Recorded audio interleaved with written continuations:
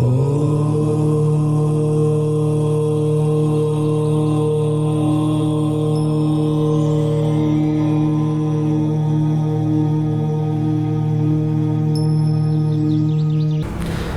साथियों, पिछले टॉपिक में हमने पढ़ा राजस्थान के भौतिक विस्तार को हमने स्टार्ट किया था। उसमें जो पहला भाग था थार का मरुस्थल, उससे हमने आरंभ किया था। उसमें हमने दो भागों में बांटा था हमने उसे। एक हमने कहा शुष्कतम मरुस्थल और एक हमने कहा अर्ध शुष्क मरुस्थल। शुष्कतम मरुस्थल में जो मोटी मोटी बातें थे वो हम देख चुके थे और उसमें कुछ बातें मैं एडिशन करना चाह रहा हूं जो हम देख लेते हैं। एक शब्दावली जो हम देख रहे थे दोस्तों, उस शब्दावली में एक नाम मिलता है दोस्तों, खड़ीन।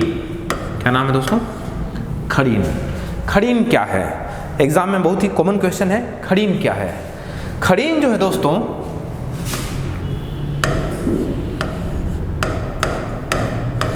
वर्षा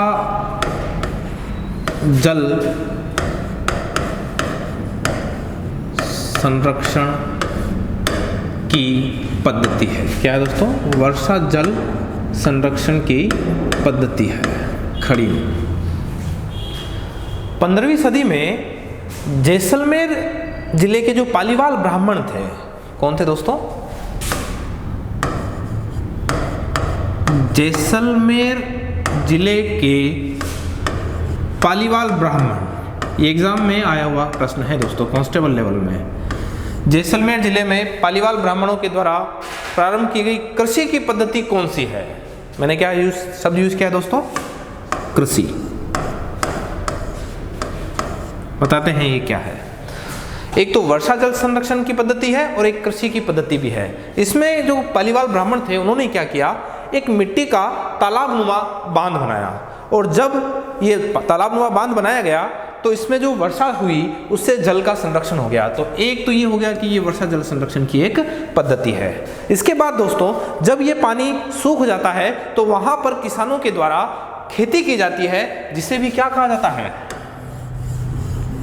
खड़ीन। क्या कहा जाता है दोस्तों? खड़ीन। तो प्लाया, बालसन, बजादा हमने ये नाम पढ़े, उसके आगे हम एक नाम पढ़ रहे हैं खड़ीन। खड़ीन क्या है? वर्षा जल संरक्षण की एक पद्धति, जो कि 15वीं सदी में, कब की बात है दोस्तों? 15वीं सदी में जैसलमेर के जो पालीवाल ब्राह्मण थे उनके द्वारा इस पद्धति का विकास किया गया था। दिस इज कॉल्ड खड़ीन। नेक्स्ट पढ़ते हैं हम आगे। एक नाम मिलता है दोस्तों, टाट क्या है? क्या पूछा जाता है? टाट क्या है, या यूं कहें रन क्या है? कई बार एग्जाम में आ चुका है अब तक। हमने एक नाम पढ़ा था प्लाया। हमने उसमें कहा था कि दो वालुका रेत के जो स्तूप हैं उनके मध्य की जो निम्न भूमि है उसमें पानी भर जाने से किसका निर्माण होता है? प्लाया। और सबसे ज्यादा जो प्लाया है वो कहाँ है? जैसलमेर में। अब हम बात करते हैं टाट की। मान लीजिए ये दो वालुका स्तूप है, इसके मध्य में यदि पानी का जमाव हो जाए और इससे निर्मित जो अस्थायी झील है, ध्यान दीजिएगा दोस्तों, अस्थायी झील, जिसे स्थानीय भाषा में क्या कहा जाता है? टाट। ये आया हुआ प्रश्न एग्जाम में पूछा गया। दो रेत के टीलों के मध्य की तली बोले मतलब निम्न भूमि, उसमें पानी भर जाने से जो अस्थायी झीलों का निर्माण होता है उसे स्थानीय भाषा में क्या कहा जाता है? क्या कहा जाता है दोस्तों? टाट। एक बात। और टाट के सूखने से, टाट के सूखने से जो दलदली भूमि बनती है दोस्तों, टाट के सूखने से जिस दलदली भूमि का विकास होता है वही दलदली भूमि दोस्तों क्या कहलाती है? रन। दोबारा ध्यान दीजिएगा, टाट या रन क्या है? दो वालुका स्तूपों के मध्य की जो निम्न भूमि है उसमें पानी भर जाने से जिन अस्थायी झीलों का निर्माण होता है, यही अस्थायी झीलें स्थानीय भाषा में टाट कहलाती है। एक बात, जब ये टाट सूखेगी और इससे जो दलदली भूमि बनती है वो क्या कहलाती है दोस्तों? रन। क्या कहलाती है? रन। अब पूछा जाता है कुछ विशिष्ट उदाहरण है रन के, जैसे एक नाम मिलता है दोस्तों हमें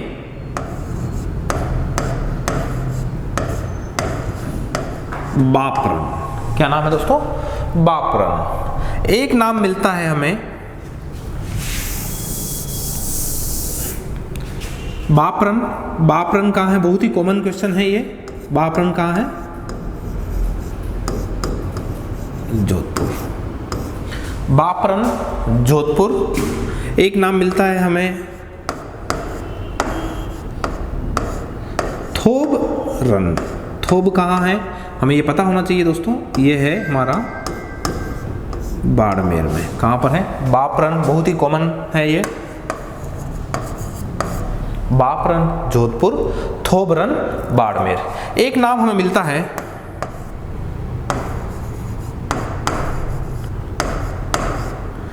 भाकरी रन। भाकरी रन। और भाकरी रन कहाँ है दोस्तों? जैसलमेर। भाकरी रन कहाँ है? जैसलमेर।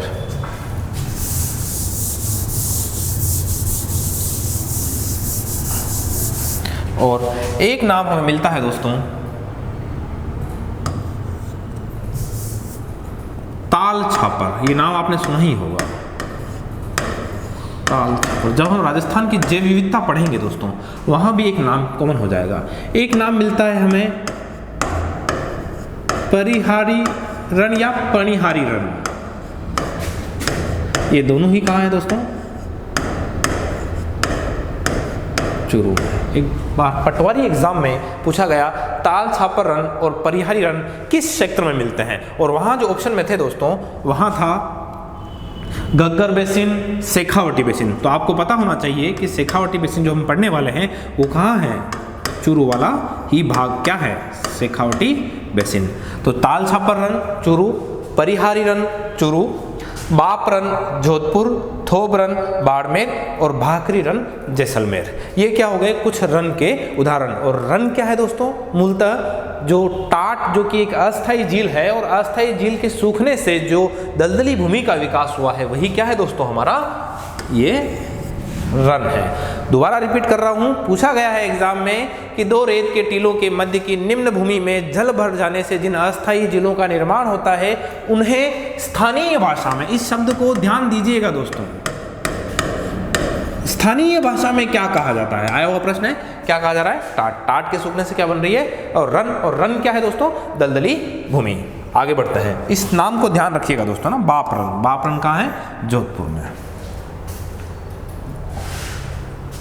हमने पढ़ा था थार के मरुस्थल का जो विस्तार है वो कितने प्रतिशत भाग पर है राजस्थान में?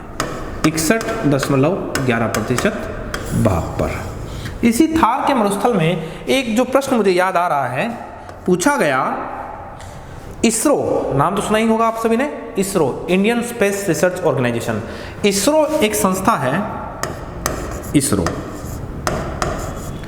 इसरो ने 2007 में, कब की बात है दोस्तों?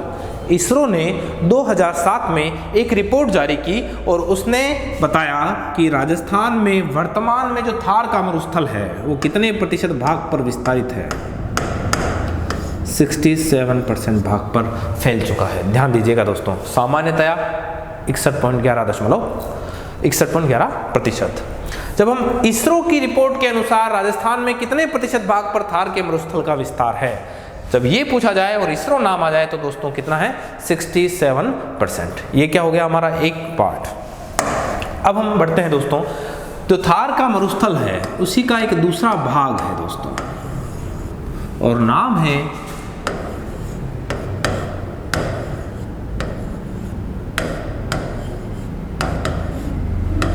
अर्ध शुष्क मरुस्थल। अर्ध शुष्क मरुस्थल। हमने जब मरुस्थल की बात की थी, थार का मरुस्थल राजस्थान के कितने जिलों में है? 12 जिलों में। कितने जिलों में दोस्तों? 12 जिलों में विस्तारित है। एक हमने कहा कितने सेंटीमीटर औसत वर्षा रेखा थार के मरुस्थल को 2 भागों में बांट रही थी दोस्तों? कितने सेंटीमीटर वर्षा रेखा थी दोस्तों? 25 सेंटीमीटर। औसत वर्षा रेखा थार के मरुस्थल को दो भागों में बांट रही थी। एक भाग तो वो जो 25 सेंटीमीटर से कम वाला भाग था, उसे हमने कहा था शुष्कतम, और इसे हम क्या कह रहे हैं, अर्ध शुष्क मरुस्थल, जो कि सामान्यतः कहाँ से कहाँ तक होगा, 25 से लेकर 50 सेंटीमीटर औसत वर्षा का जो स्थान है वही क्या है, अर्ध शुष्क मरुस्थल। दोस्तों इसके आगे बढ़ते हैं।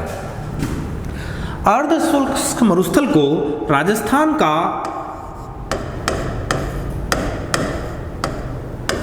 बांगड़ प्रदेश कहा जाता है। निम्नलिखित में से कौन सा भौतिक प्रदेश राजस्थान का बांगड़ प्रदेश कहलाता है? कौन सा कहलाता है दोस्तों? अर्ध शुष्क मरुस्थलीय भाग ही क्या है, बांगड़ प्रदेश। अब आपके मन में एक सवाल आ रहा होगा कि ये बांगड़ प्रदेश क्या है। तो दोस्तों बांगड़ प्रदेश को समझने से पहले कुछ मूल बातें हैं। जब हम मैदान पढ़ेंगे भारत में, जब मैदानों का निर्माण होगा तो वहाँ पर हम देखेंगे 4 से 5 प्रकार हम वहाँ बताने वाले हैं। उनमें से कुछ नाम मैं यहाँ दिखाने जा रहा हूँ, जहाँ से पिछली बार रीट एग्जाम में क्वेश्चन आ चुका है। ध्यान दीजिएगा दोस्तों।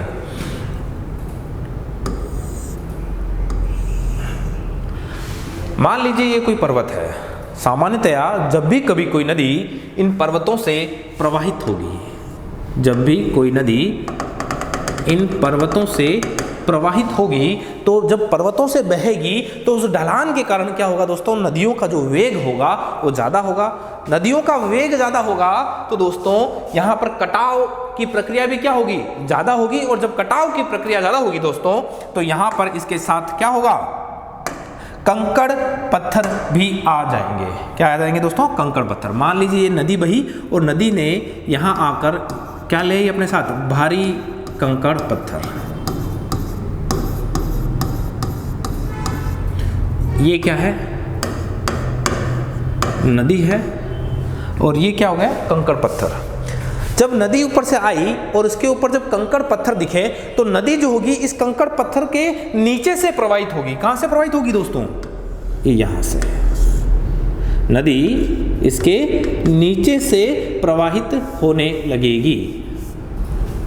जब नदी नीचे से प्रवाहित होगी तो क्या ऊपर से देखने पर यहां पर हमें नदी दिखाई देगी? नहीं।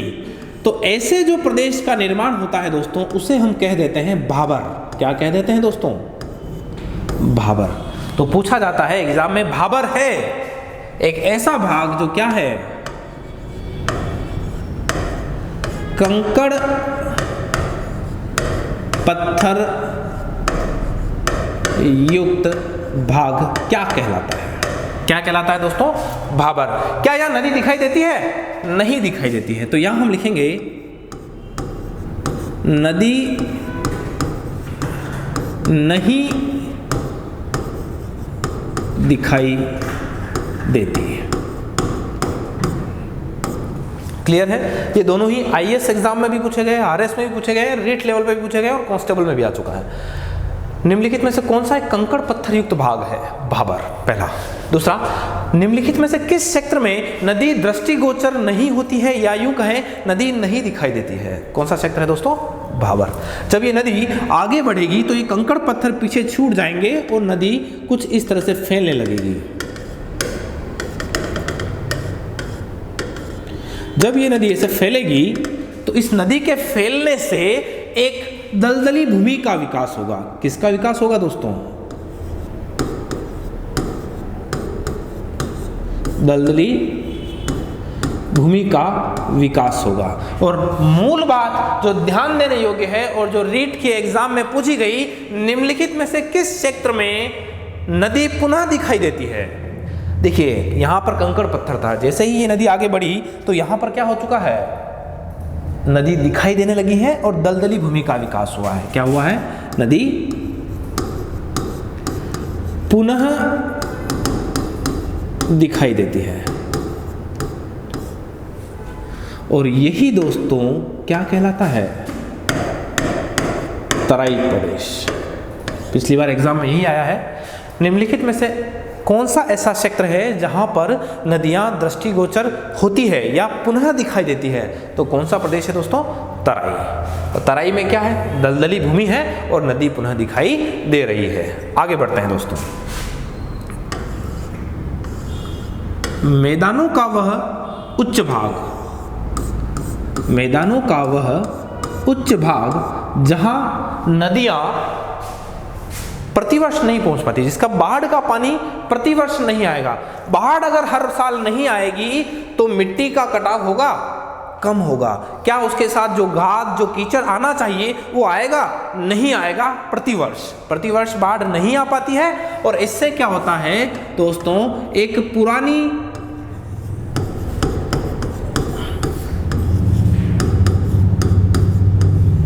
जलोढ़ मृदा, पुरानी जलोढ़ मृदा के क्षेत्र का विकास होता है। और यही क्षेत्र दोस्तों क्या कहलाता है? बांगड़ प्रदेश। ध्यान दीजिएगा, मैदानों का वह उच्च भाग जहां प्रतिवर्ष बाढ़ का पानी नहीं पहुंच पाता है और पुरानी जलोढ़ मिट्टी द्वारा निर्मित है, क्या कहलाता है? बांगड़। और ये बांगड़ मैंने दोस्तों इसलिए बताया है, अभी हमने कहा अर्ध शुष्क मरुस्थल राजस्थान का बांगड़ प्रदेश कहलाता है। तो बांगड़ प्रदेश क्या है? पुरानी जलोढ़ मृदा द्वारा निर्मित क्षेत्र। इसी के आगे बढ़ते हैं दोस्तों। जब ये नदी आगे बढ़ेगी और जहां ढाल वाला भाग आएगा, जहां ढलान होगा, वहां नदी का वेग भी क्या होगा? तीव्र होगा। जब नदी का वेग तीव्र होगा तो कटाव की मात्रा क्या हो जाएगी? ज्यादा हो जाएगी। कटाव ज्यादा होगा तो उसके साथ मिट्टी, कंकड़, पत्थर सब बहकर ज्यादा आएंगे, नई मिट्टी का निर्माण होगा दोस्तों। और इससे जो नई मिट्टी के क्षेत्र का निर्माण होगा,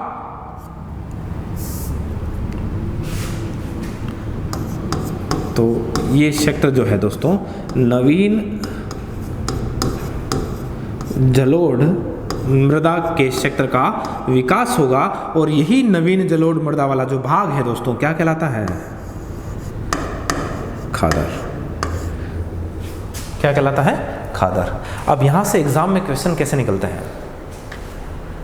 4 ऑप्शन दिए होंगे, भाबर, तराई, बांगड़ और खादर। और सामने देश करके लिखा होगा दलदली भूमि, कंकड़ पत्थर युक्त भूमि, पुरानी जलोढ़ मृदा, नवीन जलोढ़ मृदा। सुमेलित कीजिए या कौन सा सुमेलित नहीं है। तो हमें ध्यान रखना है, भाबर मतलब भारी, भारी क्या होता है? कंकड़ पत्थर। तराई, तराई क्या है? दलदली भूमि। इसके बाद हम देखेंगे बांगड़ प्रदेश क्या है? पुरानी जलोढ़ मृदा। और खादर क्या है? नवीन जलोढ़ मृदा। इसके आगे हम डेल्टा पढ़ेंगे, ये भारत के संदर्भ में हम देखेंगे। क्लियर है दोस्तों? तो जो अर्ध शुष्क मरुस्थल था जिसे हमने कहा वो क्या है? राजस्थान का बांगड़ प्रदेश कहलाता है। क्लियर है? बांगड़ क्या है अल्टीमेटली आपको समझ में आ चुका है। बांगड़ क्या है? पुरानी जलोढ़ मृदा द्वारा निर्मित क्षेत्र क्या कहलाता है? बांगड़ प्रदेश। और संपूर्ण अर्ध शुष्क मरुस्थल जो है वो क्या है? बांगड़ प्रदेश है। एक बात, हमने जब मरुस्थल को स्टार्टिंग की, हमने कहा कि जो थार का मरुस्थल है वो लगभग कितने वर्ग किलोमीटर में फैला हुआ है? 1,75,000 वर्ग किलोमीटर में फैला हुआ है। उस 1,75,000 वर्ग किलोमीटर में से लगभग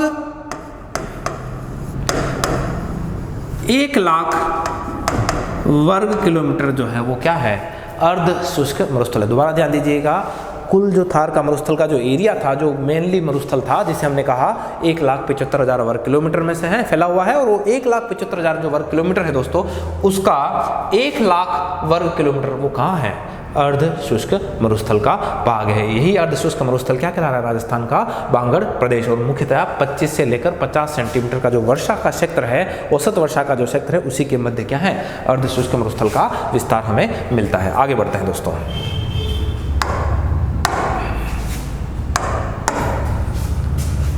ये जो अर्ध शुष्क मरुस्थल था, इसे हम पुनः दोस्तों अर्ध शुष्क मरुस्थल को पुनः 4 भागों में बांटा जाता है दोस्तों। कितने भागों में बांटा गया है? 4 भागों में। और यहीं से पिछली बार रीट के एग्जाम में क्वेश्चन आ चुका है। पिछली बार जो रीट हुआ था उसमें पूछा गया कि गग्गर बेसिन का विस्तार किन जिलों में है। क्या पूछा गया था दोस्तों? बहुत ही आसान क्वेश्चन था। गग्गर बेसिन का विस्तार राजस्थान के किन जिलों में है? एक हम पढ़ेंगे गग्गर बेसिन, एक हम पढ़ेंगे दोस्तों शेखावटी बेसिन,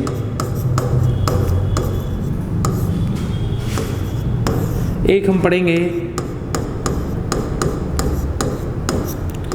नागौर उच्च भूमि, और एक जो अंतिम हम पढ़ने वाले हैं वो है दोस्तों लूणी बेसिन। क्लियर है दोस्तों? अर्ध शुष्क मरुस्थल को कितने उपभागों में बांटा गया है? कितने भाग हैं? 4। पहला गग्गर बेसिन, दूसरा शेखावटी बेसिन, तीसरा नागौर उच्च भूमि, और चौथा लूणी बेसिन। आगे बढ़ते हैं दोस्तों। अब हम स्टार्ट करने जा रहे हैं अर्ध शुष्क मरुस्थल का जो मेन पार्ट है। पहला जो पार्ट हम देख रहे हैं दोस्तों वो है गग्गर बेसिन। जैसा कि इसके नाम में ही दिख रहा है, गग्गर नदी द्वारा निर्मित क्षेत्र क्या कहलाएगा? गग्गर बेसिन। गग्गर बेसिन का जो विस्तार है दोस्तों वो है हमारा एक तो श्री गंगानगर जिले में और एक फैला हुआ है हनुमानगढ़ जिले में। और यही पिछली बार रीट एग्जाम का प्रश्न था कि गग्गर बेसिन का विस्तार राजस्थान के कितने जिलों में है। बहुत ही आसान क्वेश्चन, श्री गंगानगर और हनुमानगढ़। आगे बढ़ते हैं दोस्तों।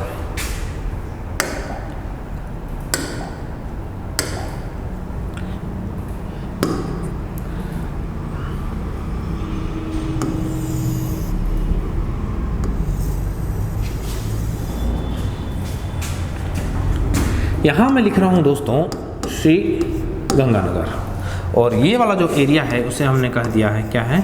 हनुमानगढ़। इसी के अंदर क्या है? हमारा गग्गर बेसिन का विस्तार है। जब हम बात करते हैं दोस्तों, थोड़ा इसे बड़ा बना लेते हैं दोस्तों। यहाँ हमने लिखा श्री गंगानगर और यहाँ हमने लिखा है हनुमानगढ़। गग्गर नदी, गग्गर नदी राजस्थान की एकमात्र ऐसी नदी है जिसका उद्गम हिमालय से होता है। कहाँ से होता है दोस्तों? हिमालय से। आया हुआ प्रश्न।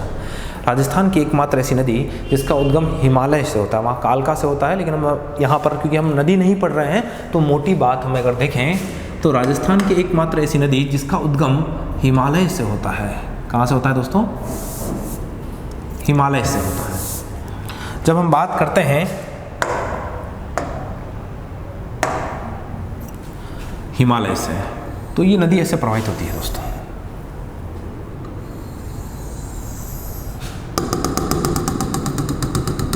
कौन सी नदी है ये?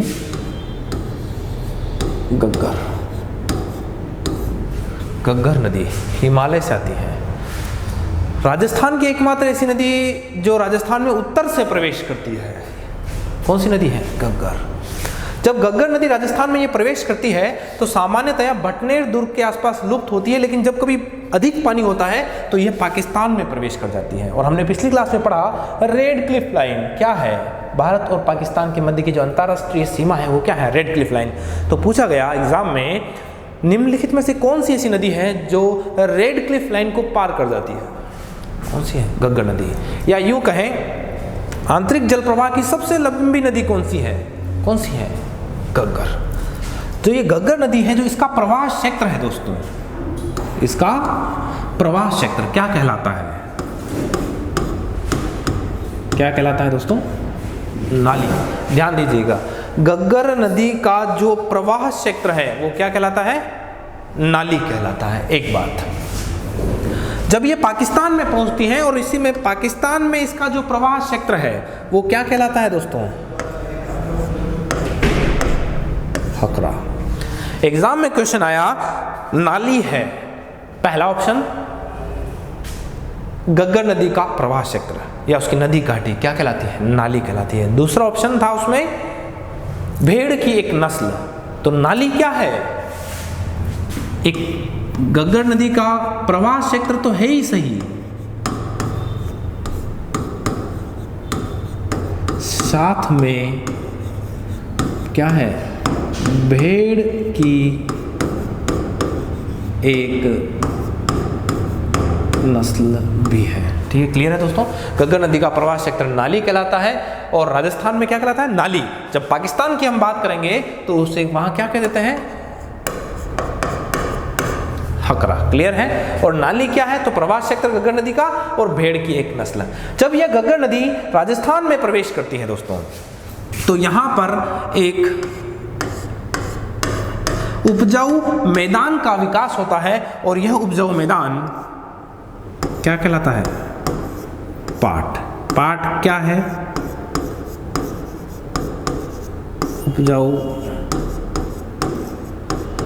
मैदान। क्लियर है दोस्तों? पाट। घग्गर नदी द्वारा निर्मित उपजाऊ मैदानी भाग क्या कहलाता है? पाट कहलाता है। एक बात, इसी घग्गर बेसिन में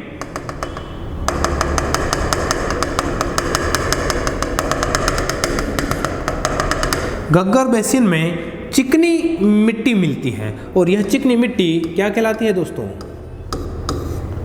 बग्गी। क्या कहलाती है? बग्गी। पूछा गया एग्जाम में, बग्गी क्या है? घग्गर बेसिन में मिलने वाली चिकनी मिट्टी क्या कहला रही है? बग्गी। आई रिपीट, घग्गर बेसिन में जो उपजाऊ मैदानी भाग का निर्माण होता है वो क्या कहलाता है? पाट। घग्गर नदी द्वारा निर्मित उपजाऊ मैदान पाट कहलाता है और इस घग्गर बेसिन में मिलने वाली चिकनी मिट्टी क्या कहलाती है? बग्गी कहलाती है। यहां पर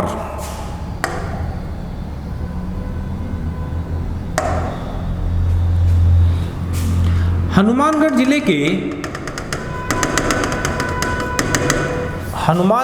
जिले के उत्तरी भाग में मिलने वाली हल्के पीले रंग की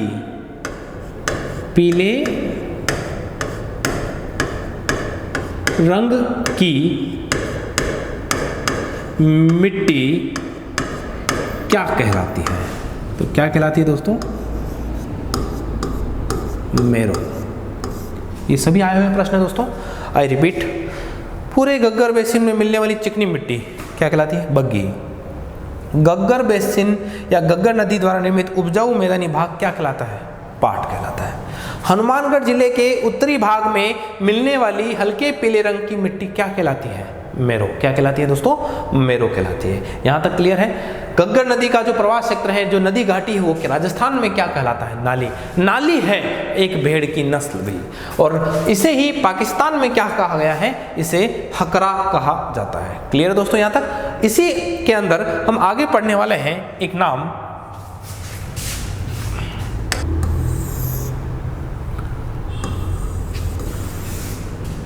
एक बहुत ही कॉमन नाम है दोस्तों। सेम समस्या क्या है? क्या पूछा गया? सेम समस्या क्या है? ये वही एरिया है दोस्तों। ये है हमारा श्री गंगानगर और ये वाला जो एरिया है दोस्तों वो है हमारा हनुमानगढ़। आपने एक नाम सुना होगा जिसने मरुस्थल को खेत खलिहानों में बदल दिया है। दोस्तों मैं बात कर रहा हूं इंदिरा गांधी नहर परियोजना की। किसकी बात कर रहा हूं दोस्तों? इंदिरा गांधी नहर परियोजना की। और आप सभी को पता है कि इंदिरा गांधी नहर परियोजना में जो जल आ रहा है वो कहां से आ रहा है? हरिके बैराज से। जब हम आगे पढ़ेंगे सिंचाई परियोजनाओं में तो हम पढ़ेंगे एक राजस्थान फीडर, मेन जो फीडर है वो आती है हरिके बैराज से लेकर कहाँ तक? मसीतावाली तक, हनुमानगढ़ तक। ये क्या है? इंदिरा गांधी। और इसमें अथाह जल राशि आ रही है। जब ये जल आता है दोस्तों तो इस क्षेत्र में पानी की क्या हो गई है? अधिकता है। और यहाँ मान लीजिए कोई निर्माण कार्य में कोई त्रुटि रही होगी तो इससे क्या हो रहा है? जल का रिसाव हो रहा है। क्या हो रहा है दोस्तों? जल का रिसाव। मान लीजिए ये जल का रिसाव है। अतिरिक्त जल क्या है? उस जो फीडर लाइन है उससे बह रहा है। एक तो ये फैक्ट क्या हो गया है दोस्तों? अतिरिक्त जल रिसाव। क्लियर है? दूसरा, वहां के किसानों को जब पानी मिला और यहां से अथाह जल राशि आई तो किसानों ने सोचा कि अधिक पानी डालने से क्या होगा? अधिक उत्पादन होगा। और इसी वजह से क्या हुआ, सिंचाई के अंदर भी क्या हुआ, अतिरिक्त सिंचाई। जब जल रिसाव हो रहा है भूमि में, पानी एक्स्ट्रा डाला जा रहा है, इन सभी के कारण क्या हो गया, एक समस्या उत्पन्न हुई जिसे हम कह सकते हैं जल भराव की समस्या उत्पन्न हुई। और इस जल भराव से क्या हुआ दोस्तों, यहां की जो मृदा थी, जो मिट्टी थी, वो कैसी हो गई, दलदली। दोबारा बता रहा हूं दोस्तों, अतिरिक्त जल रिसाव, अतिरिक्त सिंचाई के कारण यहाँ जलभराव की समस्या हुई और उस जलभराव की समस्या से यहाँ की जो मिट्टी थी वो कैसी हो गई है, दलदली हो गई है। दलदली भूमि का विकास हुआ है और इस दलदली भूमि के निर्माण के कारण दोस्तों यहाँ पर केशिकाकर्षण, कैपिलरी फोर्स के कारण जो भूमिगत लवण थे, क्या थे दोस्तों, जो भूमिगत लवण थे वो कहाँ आ गए हैं, भूमिगत लवण कहाँ आ गए हैं, सतह पर। कहाँ आ गए हैं दोस्तों, सतह पर। जब वो लवण सतह पर आ गए तो यहाँ से एक मृदा विकसित हुई जिसे हम कह सकते हैं लवणीय या क्षारीय मृदा का विकास होता है। देखो दोस्तों, अतिरिक्त जल रिसाव हुआ, अतिरिक्त सिंचाई, जल भराव की समस्या हुई और इस जल भराव के कारण दलदली भूमि हुई और दलदली भूमि के कारण क्या हुआ, केशिकाकर्षण के कारण जो भूमिगत लवण थे वो सतह पर आ गए और जैसे ही ये सतह पर आए तो यहाँ की जो मृदा थी वो क्या हो गई, लवणीय एवं क्षारीय हो गई है। इसके बाद क्या हुआ, पूछा गया एग्जाम में कि सेम समस्या क्या है। पहला ही ऑप्शन जल भराव की समस्या है, दूसरा ऑप्शन लवणीयता या क्षारीयता की समस्या और तीसरा ऑप्शन था पारिस्थितिकीय संकट। क्या था ऑप्शन,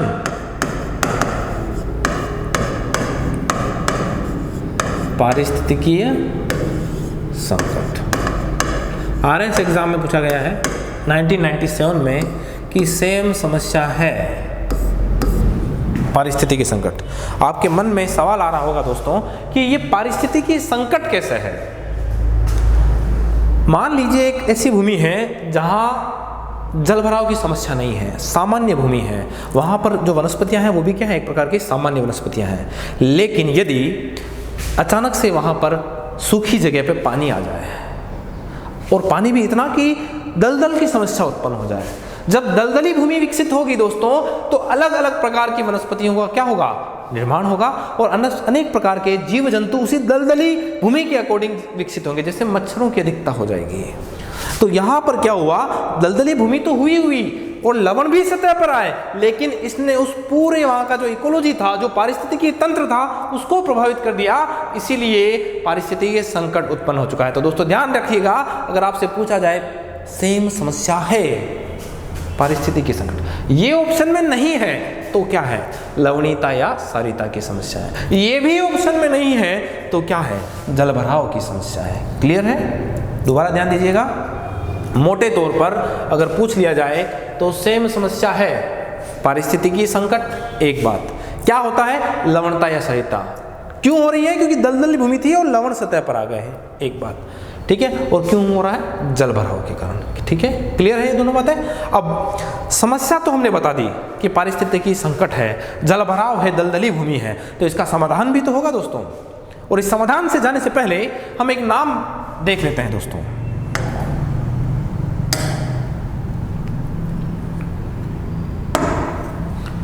एक नाम मिलता है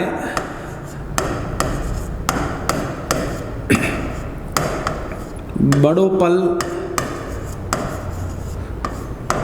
हनुमानगढ़। क्या नाम मिलता है दोस्तों, बड़ोपल हनुमानगढ़। एग्जाम में पूछा गया, कांस्टेबल एग्जाम में, निम्नलिखित में से कौन सा स्थान सेम समस्या से सर्वाधिक प्रभावित गांव है। सेम समस्या से सर्वाधिक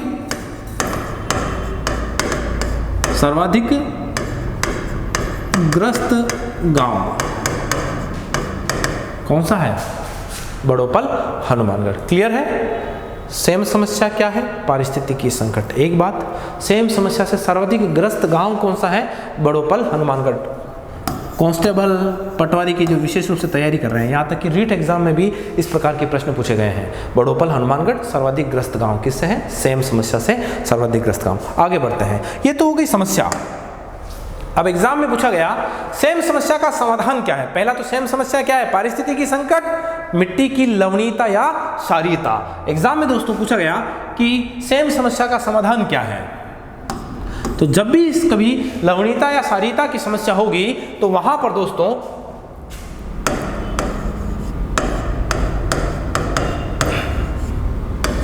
जिप्सम का छिड़काव करते हैं। क्या करते हैं दोस्तों?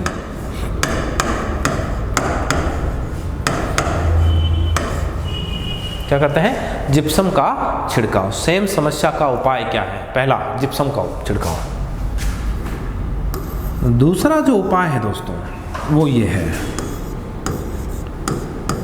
ग्वार और ढेंचे को काटकर जो खेत होता है, खेत में दबा देते हैं। ये दोनों ही बातें ध्यान रखनी है दोस्तों। सेम समस्या का उपाय क्या है? क्षारीयता का उपचार क्या है? जिप्सम का छिड़काव, ग्वार व ढेंचे को खेत में काटकर दबा देते हैं। अब एग्जाम में किस तरीके से पूछा गया? पूछा गया क्षारीयता का उपाय क्या है या सेम समस्या का उपाय क्या है। और क्वेश्चन था, ऑप्शन में था तीसरा ऑप्शन रॉक फॉस्फेट का छिड़काव। एक और था वहां पर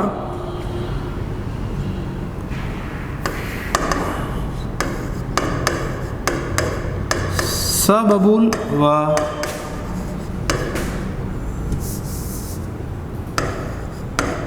धमासा को काटकर खेत में दबा देते हैं।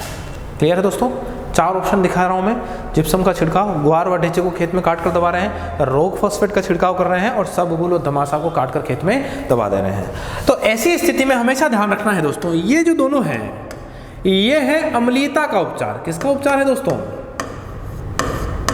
अम्लीयता। जहां भी कभी अम्लीयता की समस्या होगी वहां क्या होगा?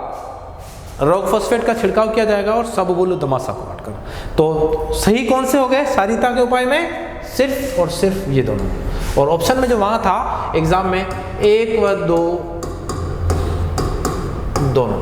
क्या था ऑप्शन में? 1 व 2 दोनों। सेम समस्या का समाधान जिप्सम का छिड़काव, ग्वार और ढेंची को खेत में काटकर दबा देते हैं। या अगर ऐसा ऑप्शन हो कि जल निकासी जो है उसको अनुकूल किया जाए, ऐसी कोई व्यवस्था की जाए कि वो जो है जल का जो निकासी हो रही, जल भराव हो गया था उसका निकासी किया जाए, तो भी इसका आंसर क्या हो जाएगा? बिल्कुल सही हो जाएगा। ये हमारी क्या हुई? सेम समस्या। तो दोस्तों पहला जो भाग हमने पढ़ा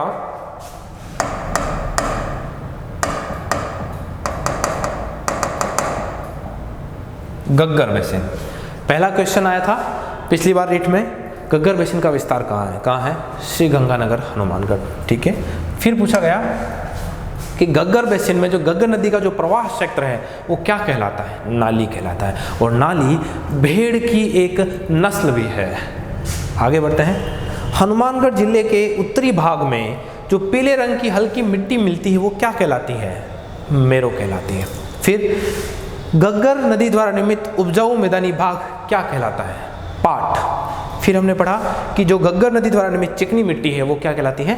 बग्गी कहलाती है। और गग्गर नदी का जो प्रवाह क्षेत्र है पाकिस्तान में क्या कहलाता है? हकरा। और साथ ही साथ एक नदी का क्वेश्चन मैं करा रहा हूँ, राजस्थान की एकमात्र ऐसी नदी जिसका उद्गम हिमालय से होता है, गग्गर। राजस्थान की एकमात्र ऐसी नदी जो अंतर्राष्ट्रीय रेखा रेड क्लिफ लाइन को पार कर जाती है, गग्गर। राजस्थान की एकमात्र ऐसी नदी जो राजस्थान में उत्तर से प्रवेश करती है। फिर से क्या आंसर हो जाएगा दोस्तों? गग्गर। आंतरिक जल प्रवाह की सबसे बड़ी लंबी नदी राजस्थान की कौन सी है? गग्गर। पूर्णतः राजस्थान की जब हम बात करेंगे तो वहां हम कांतली देखेंगे। इसके बाद हमने कहा एक समस्या बताई, सेम समस्या। बहुत ही कॉमन क्वेश्चन है एग्जाम में। क्या है? इंदिरा गांधी नहर परियोजना से अतिरिक्त जल आया यहाँ पर, उस जल से रिसाव भी हुआ, अतिरिक्त सिंचाई में पानी का प्रयोग किया गया, उससे जल भराव की समस्या हुई। जल भराव से क्या हुआ, दलदली हुई। दलदली से क्या हुआ, भूमिगत लवण सतह पर आ गए, लवणीयता क्षारीयता हुई, और इससे जो अल्टीमेट प्रॉब्लम हुई वो क्या थी, पारिस्थितिकी संकट। फिर हमने कहा कि पारिस्थितिकी संकट का समाधान क्या है, तो क्या है, जिप्सम का छिड़काव और ग्वार व ढेंचे को काटकर खेत में दबा देते हैं। अम्लीयता का उपाय क्या है, तो रॉक फॉस्फेट का छिड़काव, सब अगुल व धमासा को काटकर खेत में दबा देते हैं।